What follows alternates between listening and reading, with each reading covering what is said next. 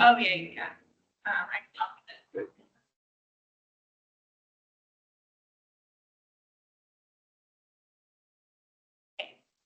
All right, we are recording now.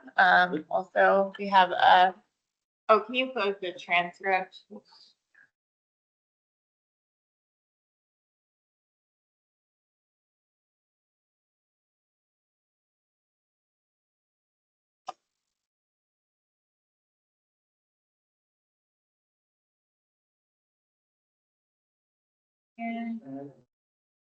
And you can confirm with me.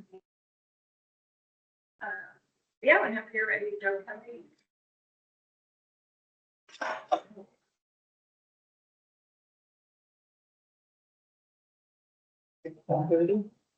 Yep, somebody you want to get. Oh, good. Today is Thursday, June 26th, 2025, and we are District 2 Environmental Commission meeting to conduct a hearing on application 2W0604-8 filed by the applicant, the Landing Homeowner Association. The application is seeking authorization for a project generally described as the following after the fact. Changes to the existing dock. One, increase the height of the stabilizing poles from 24 inches to 42 inches and change in the color of the poles from green brown to an aluminum color. Two, increase the horizontal length of the dock from 50 to 59 feet. And three, change the color of the dock from wood finish and darkly colored molded polyethylene to an aluminum/gray color.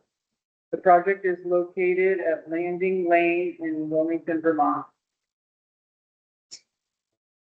My name, we'll introduce each other. My name is Kelly Kelly. I'm the chair of District 2 Commission. I'm joined by the fellow commission members, Julie Smith and Cheryl Cox. Vermont Open Meeting Law in accordance with 1 VSA Section 312, Vermont's Open Meeting Law. I confirm we've taken the following steps. We're providing public access to the meeting with an online video conference with additional access offered through telephone. We are using Microsoft Teams platform as for this hybrid meeting. All members of the commission have the ability to communicate during the meeting, and the public has access to listen and if desired, participate in this meeting by attending in person, downloading the Microsoft Teams application, or calling in to the toll-free number provided in the meeting. In addition, we have provided public notice of instructions for accessing the meeting. We previously gave notice to the public of the necessary information for accessing this meeting, including how to access the meeting using the telephone or Microsoft Teams in our meeting notice. That document, including those instructions, has also been provided in the meeting notice on the Act 250 database online. Housekeeping items. This meeting is subject to Vermont Open Meeting Law. By participating, you are consenting to being audio and visually recorded, and for that recording to be published in the board's online database and or YouTube channel. Please be aware the microphone that is used to record the hearing is extremely sensitive and will pick up on and record whispers inside conversations. Anything that is recorded will be published as part of the public record.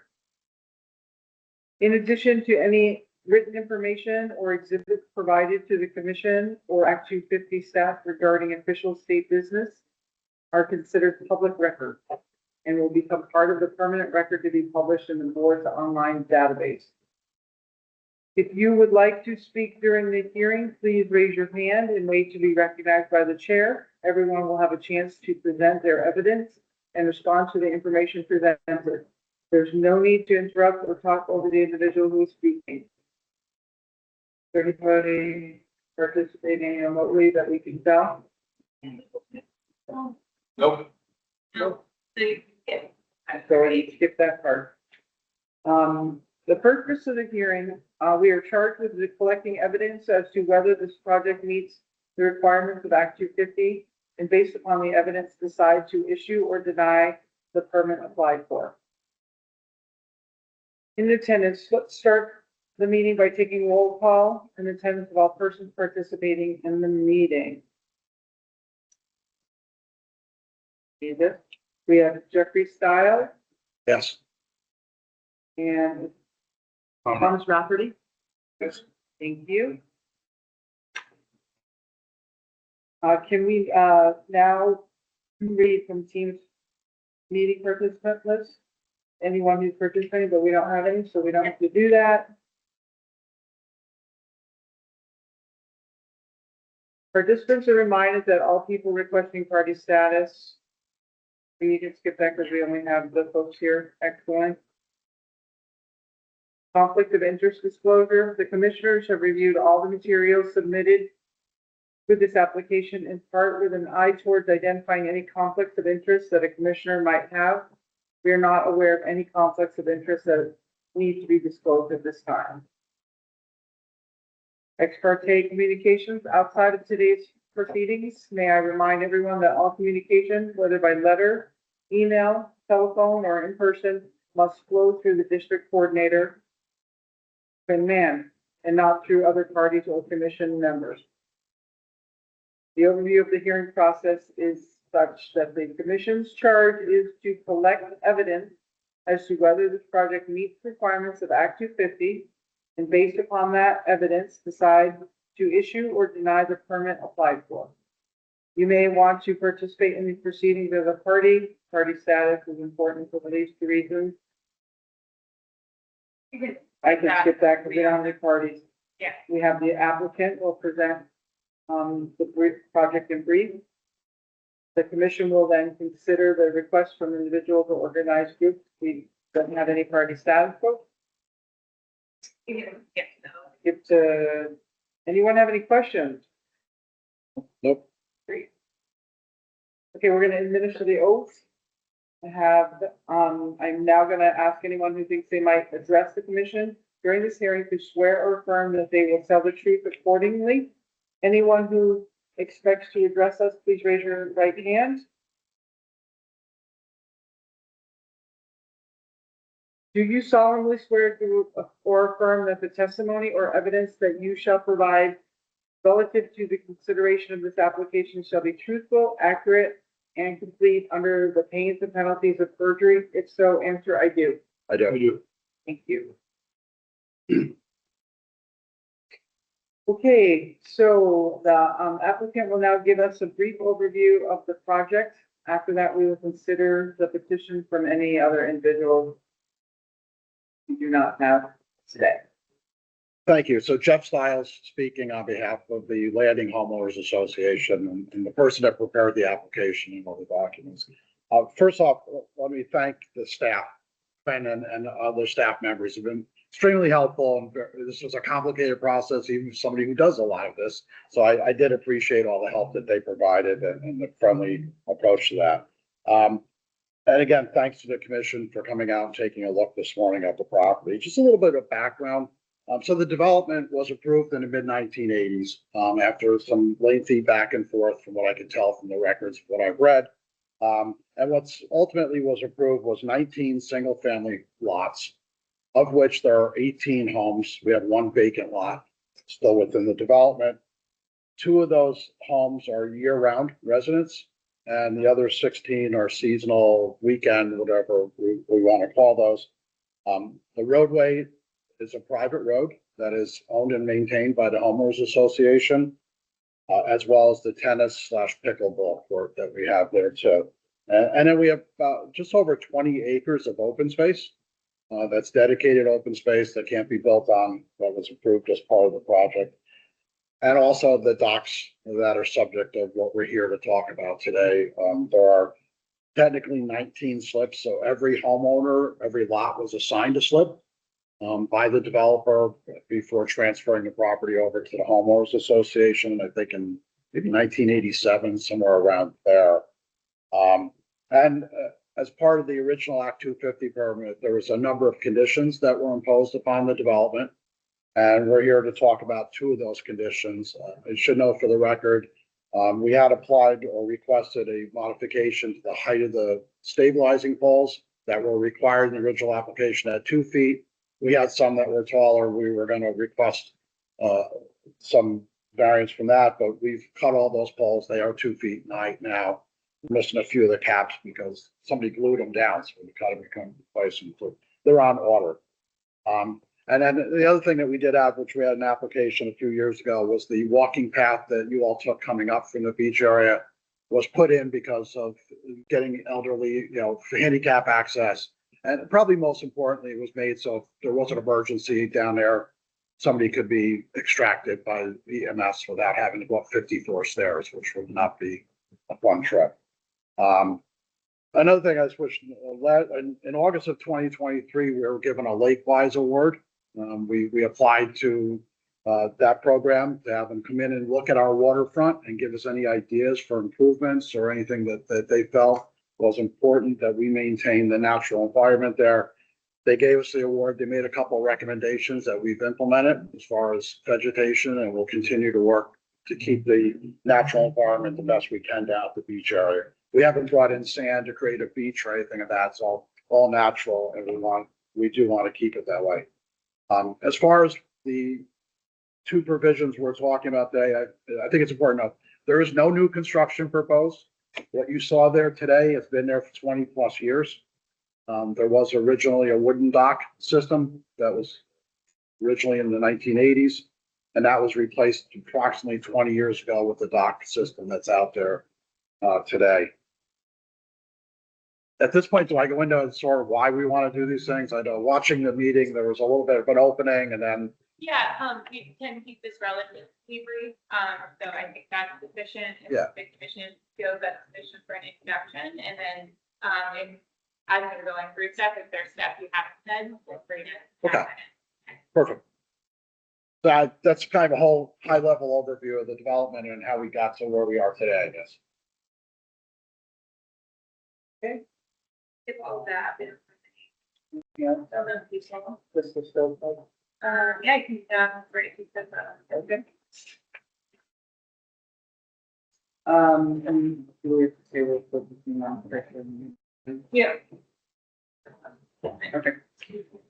So after, the Stowe Club Highland analysis, the applicant seeks to amend the critical permit condition as follows. Condition 2 of the land use permit in 2W0604-2 states, by acceptance of these conditions as permit without appeal, the permittee confirms and agree for itself all assigns and successors and interests that the conditions of the permit shall run with the land and the land uses herein permitted and will be binding upon the enforceable against the permittee and all assigns and successors in interest. This condition incorporates the plan exhibits filed with the permit application, including Exhibit 3, which depicts the horizontal length of the dock system not exceeding 50 feet. Condition 11 of the land use permit 2W0604-3 EB states the permittees shall reduce the size of the stabilizing pole on the floating dock, which is placed on Lake Raponda during times of the year when the lake is not frozen. The height of the pole shall be no more than 2 feet above the level of the dock. The pole shall be painted green or brown. Therefore, the commission must conduct the Rule 34E analysis. The applicant has provided an analysis that considers the Stowe Club Highlands analysis, Exhibit 003A, which the commission has reviewed. We will talk through each factor that must be considered as defined in Rule 34E and provide an opportunity for the applicant to present any additional information or argue they may have under each factor. Changes in facts, law, or regulations beyond the permittee's control. The applicant indicates that there's a number of rock outcroppings above and below water surface which were not taken into account when the dock was originally designed. The applicant states that if the docks were moved 10 feet closer to the shoreline, the inside series of docks would be rendered unusable. The location of the rock outcroppings are shown in Exhibit 005. However, Exhibit 3 of land use permit 2W0604-2 shows the locations of rocks in exhibit 006 of the current application.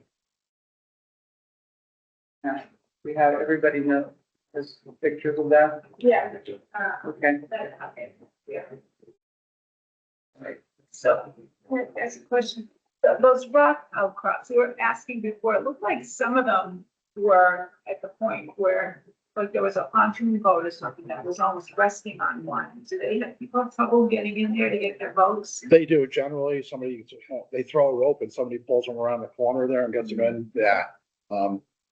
Yeah, that boat is particularly difficult. Actually, all the inside ones are particularly difficult. You know, if I could just point out one thing on this map that you pulled up, because I had it here. I didn't notice this until recently, but it's highlighted, it says 50 feet from that inside that all the way out. Yeah, but then if you look at the front, it's 36 feet here, 4 feet here, 10 feet here, and another 5 feet. This dimension actually is 55. I don't know how that happened.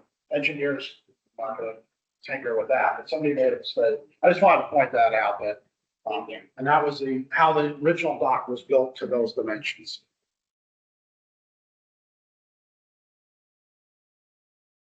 The other, There are 19 slips. Sort of.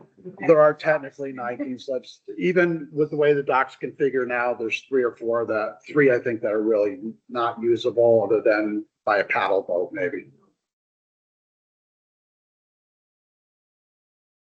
Well, this may be inappropriate, but then I'm inappropriate, so let's just, All right. Should we turn the mics up? you said that's the way the dock was originally built? Yeah, so the wooden dock, which was a heavy wood dock with the floating drums, was built to those dimensions of that inside dimension. So it was 55 feet out, even from the onset. So whoever did the construction took those dimensions and built it that way, yeah. So the home was built 55 feet out. Yes, yes. How far is it? It's 59 feet, and I can explain how that happened and all, you know, we need to talk about. Yeah. So, Yeah. So this, we can spot it in somewhere else, but I just want to, because currently we're considering changing tax law or regulation.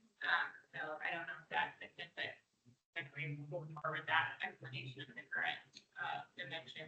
so approximately 20 years ago, the wooden docks became too hard to remove. They get waterlogged, everything. They weighed a lot. And we were told, the association was told by the contractor who does it, that it was too heavy without a machine to move them all. So the association went ahead and ordered a new docking system. In the mid 1980s, these aluminum style docks were not something that was used. If you go up and down the lake today, all the new docks being put in are this aluminum style dock because they're a lot lighter, easier to move. We store them. I should have pointed out that off to the one side of the deck, we have a flat area that in the winter, that's where all this is put. We planted trees years ago so that would be screened year round from the lake. So this was an attempt to have a lighter, easier movable facility. It also is much lower to the water. The floating dock was about 24 inches above water when it was there because of the barrels and everything else. It was much thicker, heavier structure. So at the time, everybody thought this was a better alternative. Now, the downside to that was those sections you see out there come in 10-foot pieces. Could it be cut and redone? I'm sure it could, but it's something that's probably very expensive and difficult to do because of the framing and everything else of it. So when the new docks were put in, that additional 4 feet came into play because what it is, the wooden dock is fixed, right? That's along the frontage there. That's the same as always been. But so there's 4 pieces going out, which creates that 40 foot. So a 4 foot wide section and a 10-foot wide section. So the whole thing adds up to 59 feet. We believe it's visually better. It's much less obvious from the water and from the land that's there. It's, as I said, it's much lower, and It allows us to maintain and take it in and out much easier. We do put the docks in around Memorial Day, usually just before. I think this year was a little tough with the weather. And we take them out just after Columbus Day, and they're stored all winter behind that treat area there. So we thought in doing this, it was a better alternative. This type of dock was not available in 1984 when this was originally constructed, or may have been considered at that point. So from that perspective, we think it's a better alternative than having a heavy structured wooden dock again.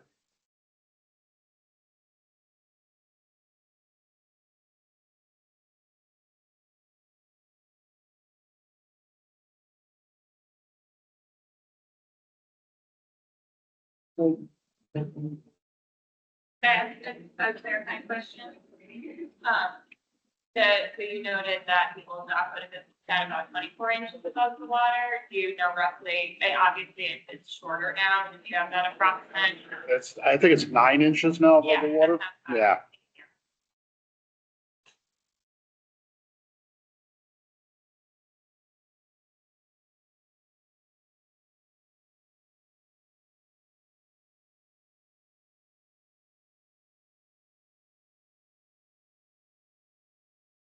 Do you want me to address painting the poles too, or the scaler you want, or is that next?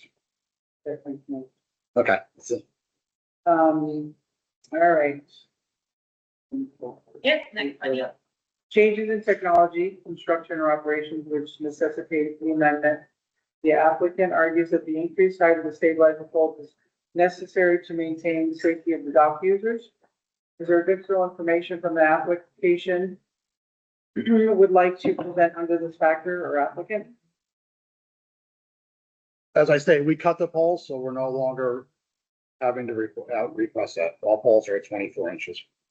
Except for the outside poles? No, they were all cut. No, there's, you have two types of poles out there. You have ones that look like fence posts, Yep. which are the two outside ends. Okay. And then all the other stabilizers have been cut. I thought the two outside were cut. Maybe they were a little bit off. If they need to be changed, we'll cut them. Yeah, we'll go measure them when we get back. No, but I mean, they're just different because they are, I think it's just the cap that's different. Because normally we have those brown plastic caps on. As I said, when we cut some of the poles, those caps were glued. I think somebody put one of those fence post caps on just as an intern. but those ones are taller. Are they? Okay, well, they Yeah. shouldn't be. We thought we had them.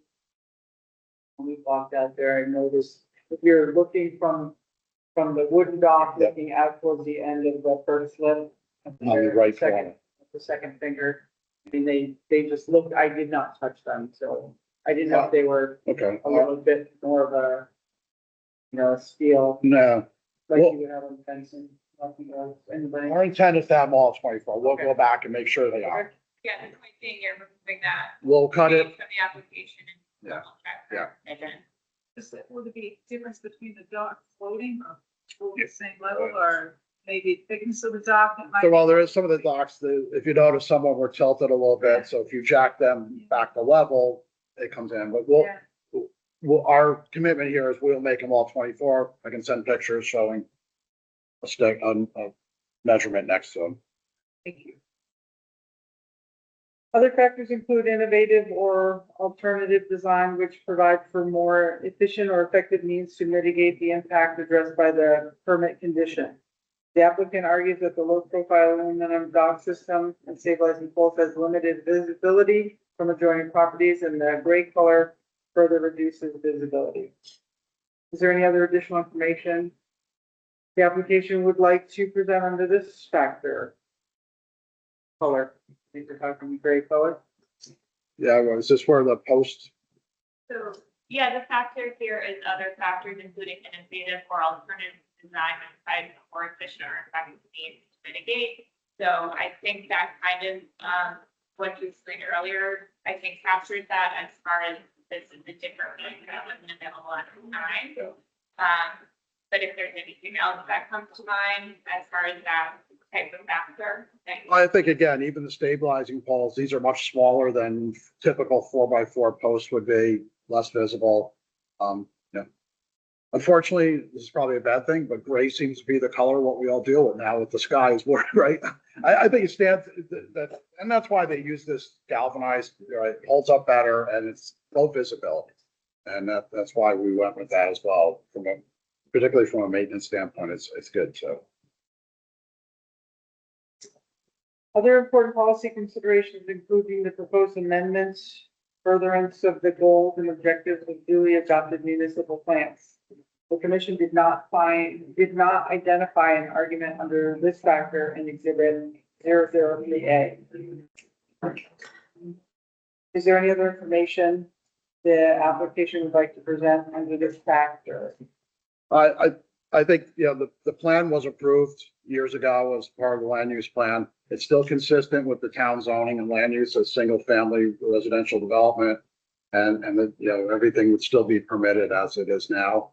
So there's nothing that is in deference to any of the municipal plans or any other policies in the land use side that I'm aware of.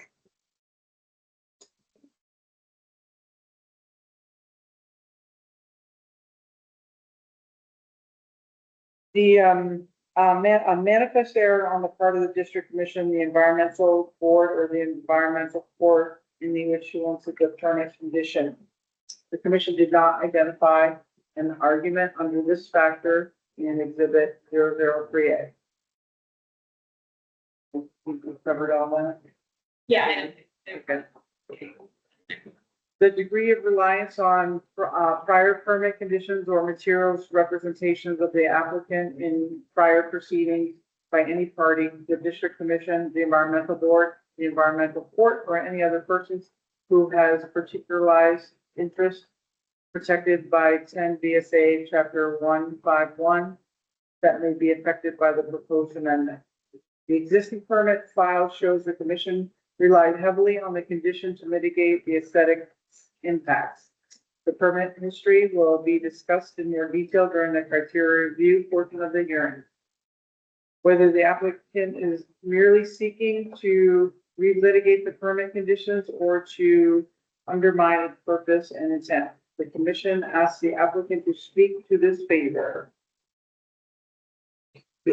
Yeah, to that aspect, what we have done and are asking for this condition amendment does not alter the initial desires of what these conditions were, right? It was all about visibility. Clearly, we're still not impacting any enjoyment or use of the lake. It doesn't stick out 70 feet into the lake and cut off boat access or anything like that. But, from what I could understand in reviewing all the files and documents that we have, the discussion was about keeping it low profile visibility wise from across the lake in particular and our neighbors. And we're of the opinion that this is even an improvement over what was originally approved by the permit, again, being that larger wooden dock system.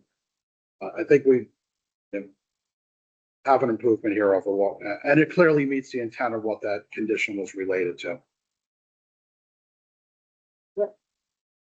So you may not be able to answer. Somebody made a phone call for the letter. Mhm. Otherwise, Correct. no phone calls. Yes. I don't care who they are. You know where they are. So when you were standing on the docks around our deck, there was a house, a brown house, a little bit to the right over, tucked into the woods. It was somebody who was associated with that house. They're not the owner of the property, I know that, but they are associated with that house. And they did file a complaint with a number of things that were incorrect. A number of those, other ones we've taken care of, like the planters. We lost a few plants this year because of the winter we had. They're being replaced next week. But we put in new planters to alleviate some of that. So that's where the complaint came from. Because what I need to do is also try and look at this from their. That's why I asked the question, just so I know if it was far end of the lane or that was. Yeah.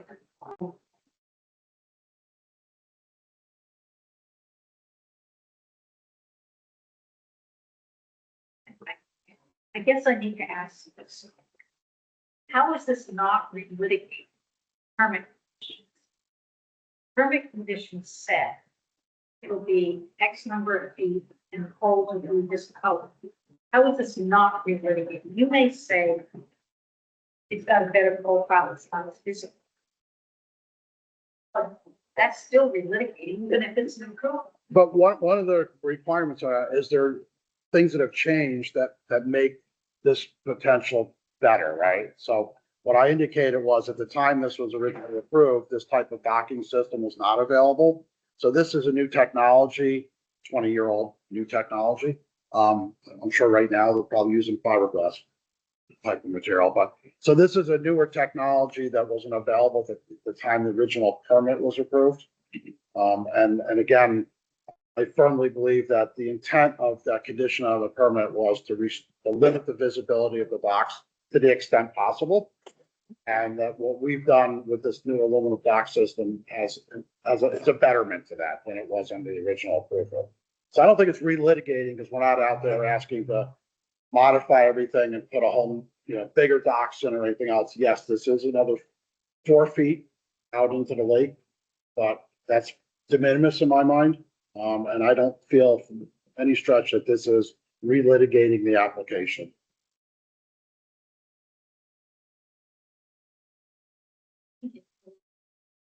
I'm sorry. I think it's important that you actually say. Okay. We make our decision based on the facts presented. Correct. Okay. Appreciate the question. I thought you were going to get me with a hard one.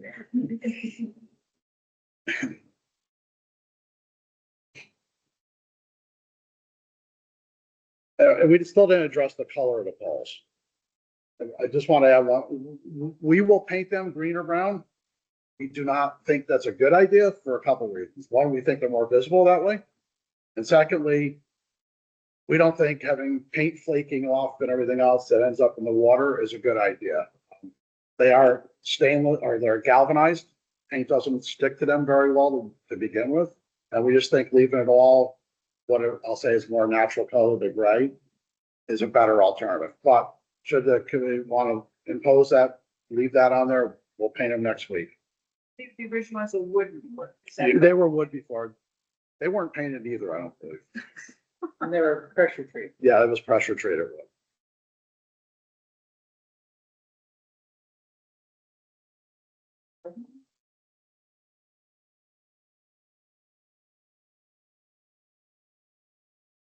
So we did, for the record, we did a site visit. The commission visited the site earlier today where we reviewed the site plan, walked the property and observed the landscape, the dock, the plantings. Anything else we did not? Oh, the rocks that were in the pictures. I think there's more than what is depicted. Many more, Many more. including the area with the slips on. Yep, we are closer to this though. I also want to say that, maybe my color blindness, but I thought the dog was kind of brownish. Really? It's galvanized, so around the exterior perimeter is a silver, but there is a beige tone to the decking itself. Yeah, you're right. Yeah. So when you're saying it's gray, you're talking about the perimeter? I'm thinking about if you're across the lake, what you're seeing, because you only see that beige if you're standing Okay. above it, looking down on it. So, Any other notices that on the, anybody else notice any other landscape or surroundings?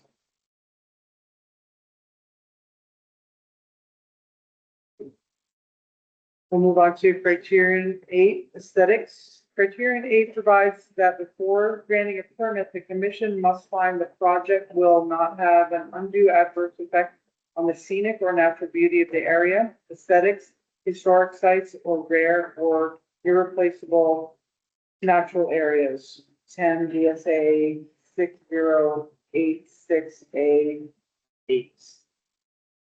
While the burden of proof under criterion 8 is on those who oppose the project, 10 VSA section 6088B, the applicant for a permit must provide sufficient information for the commission to make affirmative findings.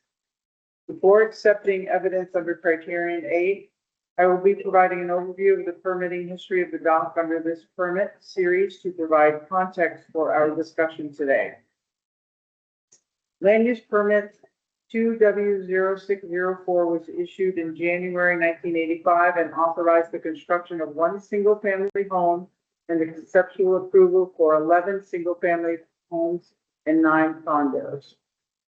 The aesthetics of the overall project was a significant concern under this application. The application did consider the construction of the dock. Finding G stated in the following: the commission finds the revised dock plan submitted on October 4th, 1984 to be an improvement over the previous plan, Exhibit 45. The new plan clusters the boat tie-up rather than allowing for moorings, which would extend further into the lake. The commission, however, finds the dock should be no larger than is necessary to accommodate one boat tie-up per living unit. I think we covered this a little bit, but just to clarify, the dock is no larger than necessary. We talked about how many flips were there. Yeah. We have 18 units. So it's 19 flips. There's only 18 homes, but actually the one property owner who doesn't have a home does have a boat. So he owns a house. Believe it or not, he owns a house across the lake for 40 years and bought the lot to have that. Okay. A land use permit 2W0604-1 was issued in August of 1985 and in part authorized a reduced dock size. The dock material authorized was pressure treated lumber.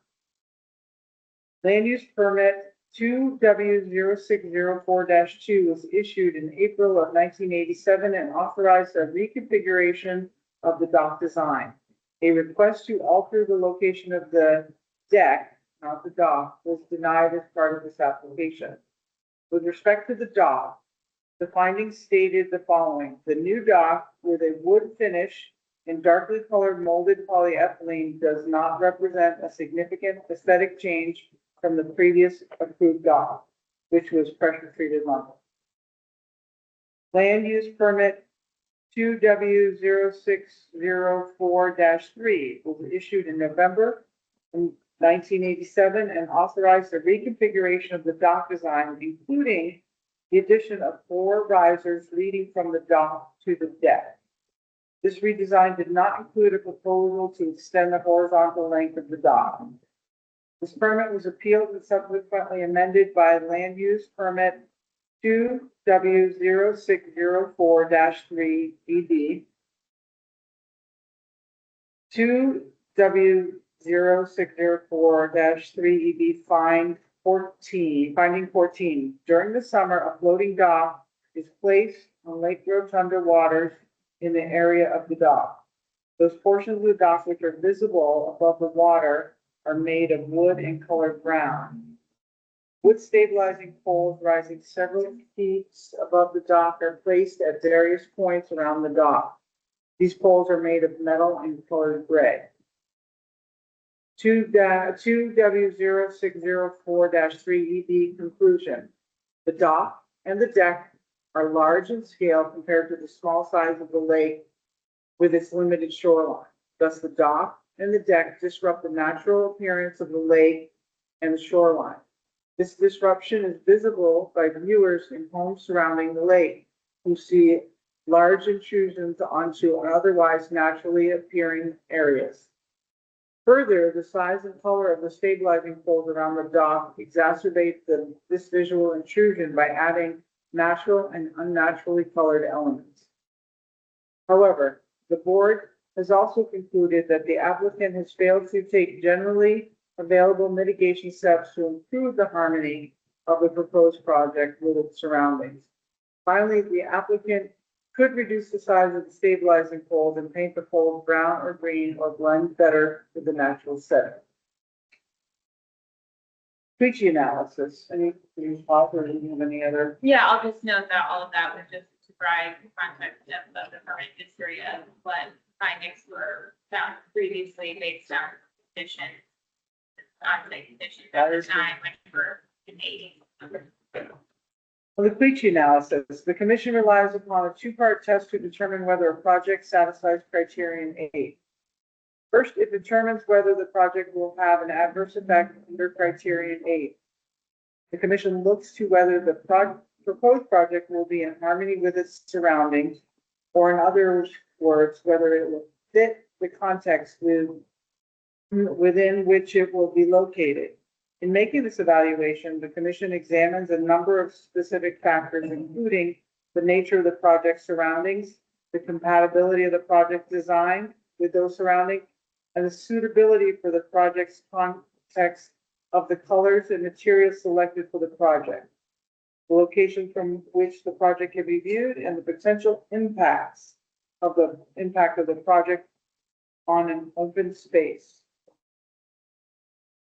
So I think we wanted to speak to the focus of the proposed changes, the color of the change in size, which I think we've addressed, the color, the materials of the dock, and the change in the height and color of the stabilizing pole. I think we talked about that Yeah, so, already. yeah, this is just gonna prompt to walk through each factor that has to be considered under this part of the analysis, so, sure, let's do it.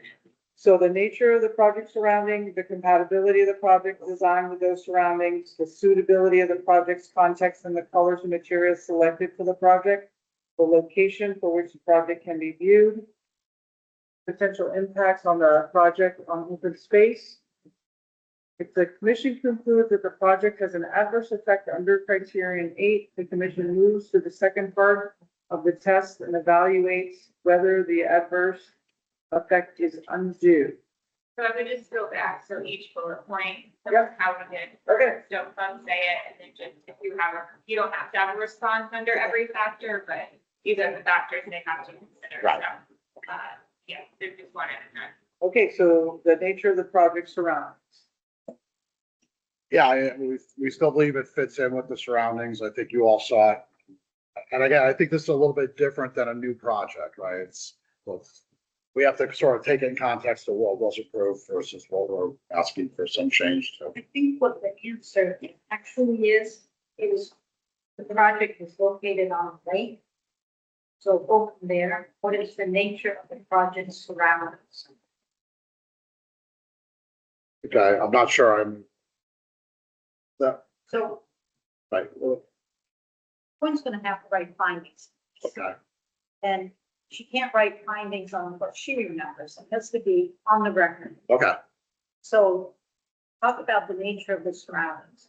Developed area, undeveloped, water developed, it's on the water, there are other docks, that sort of stuff. yeah, so I think, the set of docks are there. It's been developed since the mid 1980s. The rest of it remains natural area. We haven't put in a landscape or anything else that would change that natural environment. And we'll continue to do that. So I do think it fits in with the natural environment. And if you look throughout the lake, there are docks, every home has a dock out there. It's actually a new home that has 4 sets of docks. I'm amazed what they're going to do there, but, so it is, the docks are consistent. I will grant you there, it's a little bit bigger because it's a cluster of homes instead of everybody having their own. So from that perspective, it's slightly different, but I do feel it still fits in with the natural environment that's there and the proposed use being a recreational use on the lake. And Feel free. in the compatibility of the project design with those surroundings, I think we kind of just covered that as well. Oh, hold on. Okay. First of all, Then we did plant all those trees so that when we stored the docks in the wintertime, it'd be out of the visual of anybody else in the neighborhood. All along the left-hand side, looking out at the lake, you see all those trees. They were planted 20 years ago when the new docks were placed in there, so they would be visually out of sight from any of the neighbors. so the other docks on the lake that you can see from, your how are they constructed? Are they mainly wooden, are they mainly? There is an aluminum dock. If you're standing on our docks, there's a house at the end of the lake that has a small aluminum dock. Directly across is an old wooden dock that I would say, I don't know if you could even walk on it. It's pretty much in disrepair. And I think, one of the things I have one of the boats, so I spend a fair amount of time on the lake, and I see that a lot of the wooden docks, it's not too long into their lifespan where they start really having problems and falling apart and sinking. So there's a combination of docks out on the lake now. The newer ones are all aluminum. The older ones appear to be more on the pressure treated lumber. So I think, again, this is consistent with what we see throughout the lake.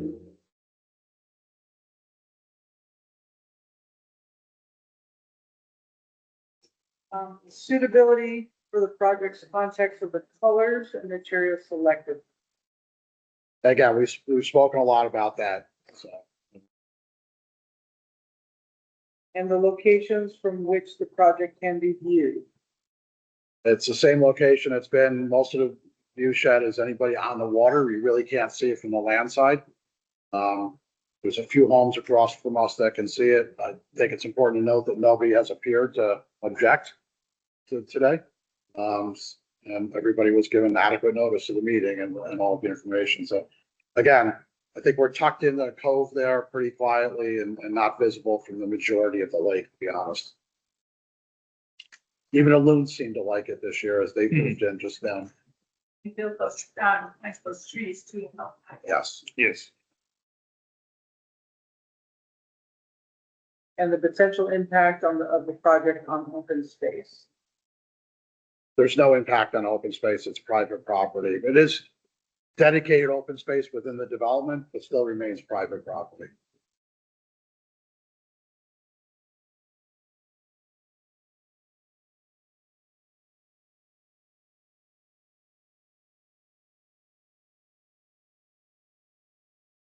If the commission concludes that the project has an adverse effect under criterion 8, the commission moves to the second part of the test and evaluates whether the adverse effects is undue. So the question is, does the project violate a clear written community standard intended to preserve the aesthetics or scenic beauty of the area? I don't believe so. Again, I think we've done a good job of reducing the aesthetic impact. Does the project offend the sensibilities of the average person? Is it offensive or shocking because it is out of character with the surroundings or significantly diminishes the scenic qualities of the area? Best of my knowledge, no. And as I said, it's been there 20 years and apparently we've received one complaint. So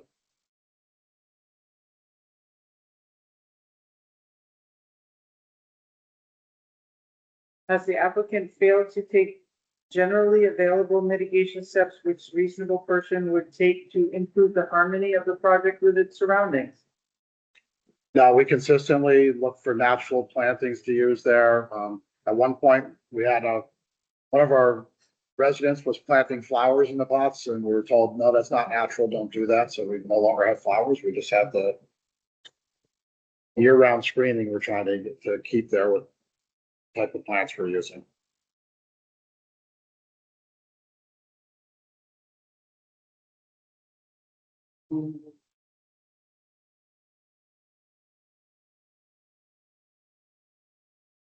No, unless.